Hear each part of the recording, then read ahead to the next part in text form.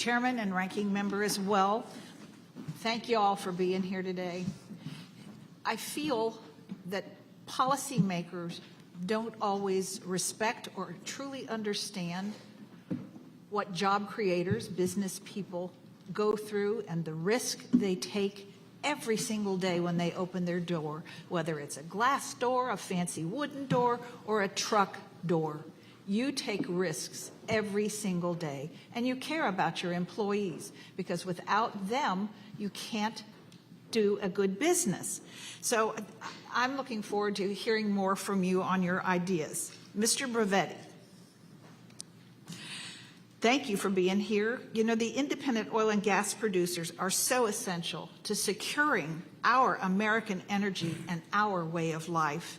Without producers like you, it would be much more costly for Americans to keep their lights on and our cars powered. The Democrats in Congress have consistently used the tax code to discriminate against American energy producers, from attacking deductions for intangible drilling costs to propping up unreliable green energy through billions of dollars of subsidies. Democrats have shown that they are more willing to pick winners and losers. Can you explain how higher taxes on America's most abundant energy resources, like coal, oil, and gas, impact the price for our consumers? Yes, I can. Thank you, Representative Miller. Every dollar that you pay in taxes is $1 less you're investing into your business. And in our case, our business is very risky. All ventures don't work. You're at the vagaries of Mother Nature in the sense that when you put $1 in the ground, do you get $2 back, $3 back, or do you get none back? So punitive tax codes do no good. We should be encouraged to take these risks and invest the money, and the benefits are twofold. There's benefits to the consumer. You know, the more hydrocarbons we can produce in this country, the lower the costs are going to be to the consumer. And the other benefit is the tax revenues that are going to come from that. And those tax revenues are going to come not just from the production of the oil and natural gas in our business, but from the taxes that all of the workers pay that go into the hundreds that are needed for every well that's drilled and completed. Well, you know, President Biden, when he decided to release millions of gallons of oil from the Strategic Petroleum Reserve in a failed attempt to artificially lower our prices, how can small producers like Charter Oak compete against the federal government in pricing oil? That's an outstanding point and a great question, because I believe the amount of oil released initially was 180 million barrels, and then I think it was followed up with another 23 million barrels this year. That's over 1 million barrels a day. To put that in perspective, that is about just almost 10% of U.S. production. So it would be it was not for any sort of national emergency. It merely affected the economy. It did temporarily drive the prices down.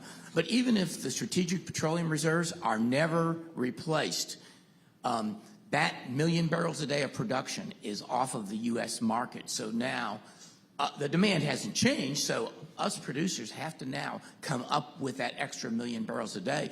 That is probably going to raise the price of oil to all consumers in the U.S. And it will continue to do so. Mr. Jackson, when you spoke, I'm sitting here going, boom. I enjoyed hearing everything that you had to say. I have a very small farm near Milton, West Virginia, and I raise grass-fed bison. At one time, I had as many as 100 animals, which is pretty tiny to a lot of you. And we're down to about 30 now since I've been in Congress for the last 4+ years, because we just can't, you know, handle what we do. I still worm the animals 3 times a year, and it's a 3-generational thing. It's really cool to see my 13 and 15-year-old grandsons finally strong enough to pull those gates when those animals are, you know, trying to get through. Yeah. So you built your business during one of the most challenging economic times our country has faced. Have things gotten better or worse for you since you started your business? And what's your biggest challenge? I would say our #1 challenge is definitely labor, and It was challenging, and speaking of bison, that's why we had to reinforce our facility more, just so we can handle those bigger animals. It gets your adrenaline going working those, but they're definitely majestic creatures.